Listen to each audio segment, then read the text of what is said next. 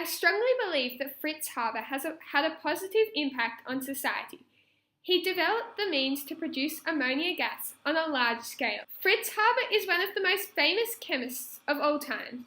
He won the Nobel Prize in Chemistry in 1918 for his method of synthesizing ammonia, which was very important for fertilizer and explosives.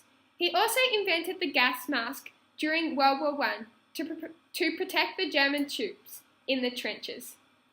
Firstly, Fritz Haber and Carl Bosch developed a method of synthesizing ammonia from its elements hydrogen and nitrogen. This was known as the Haber-Bosch process, which was used to produce fertilizer. Fertilizer is used to make the soil more rich and fertile. This allows more food to be produced, even in more arid climates. The synthesis of ammonia has provided the world with enough food to feed the entire population. Without it, millions of people would starve to death. According to the National Farmers Federation, fertilizer is used by every farmer to enhance the fertility of the soil. Without them, more than 90% of the crops would fail, and over 6 billion human beings would starve to death. Secondly, the invention of the gas mask saved millions of lives in the trenches. It allowed soldiers to resist mustard and chlorine gas, preventing many related injuries and deaths. Without a gas mask, soldiers dropped dead, or were blinded, or developed detrimental respiratory problems. Although Fritz Haber invented chlorine and mustard gas, he realized his fault in his ways and tried to fix it. In conclusion, I strongly believe that Fritz Haber has had a significant positive impact on society. He has provided food for billions and prevented millions of gas-related deaths.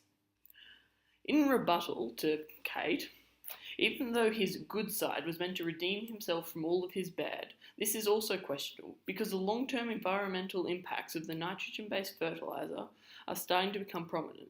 The overuse of the fertilizer is being seen with the amount of farm runoff going into the oceans, causing massive dead zones, with the main cause being the nitrogen fertilizer.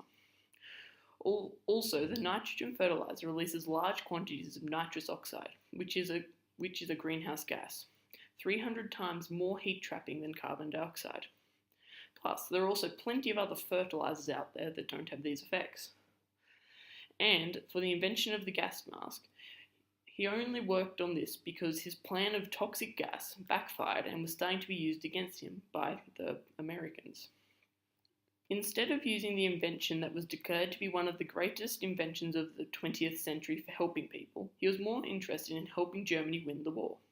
Besides, he had no intention of developing a better fertilizer. It was only a coincidence. While ammonia is very, very important in fertilizers, it can be easily converted into nitric acid, which is a very important ingredient in explosives. At this point, he put his brilliant mind to work devising gas compounds that were specifically designed to injure or kill human beings in one of the most painful and inhumane ways possible. Then, on April 22nd, 1915, Fritz Haber personally oversaw the first large-scale use of toxic gas, which turned out to be horribly effective and resulted in over 10,000 deaths and casualties and injuries. That night, his wife Clara said to him that she could not live with him using science against people like this. Presumably, Haber was fused because that night she killed herself. Do you think that the death of his wife influenced Haber? He left the next day to go and oversee another gas attack and continue his work. He then started developing mustard gas, which proved to be even more horribly effective because it was heavy and sunk into the trenches. And that is pretty much the story of how he was the father of chemical warfare. But his legacy doesn't end there. In his early years, he developed a pesticide called Zyklon A. After his death in 1934, at the age of 65, the Germans tinkered with the formula, creating Zyklon B, a gas that was then used to kill millions of Jews in concentration camps. Aaron said Haber dropped everything to head up the gas welfare division and created weapons that prolonged the war. I strongly believe that even though Fritz Haber is considered the father of chemical warfare, his intent was not originally fatal. He wanted to develop a product that allowed soil to become more fertile and productive, therefore saving billions of lives. Fritz Haber's production of ammonia gas on a large scale also caused millions of deaths due to the creation of ammunition, chlorine gas, and poisonous gas, but it also saved billions of lives. It saved more people than it injured. There is no denying that Fritz Haber killed millions of people, but he did save billions of lives. Without his development of synthesizing ammonia, life wouldn't exist today.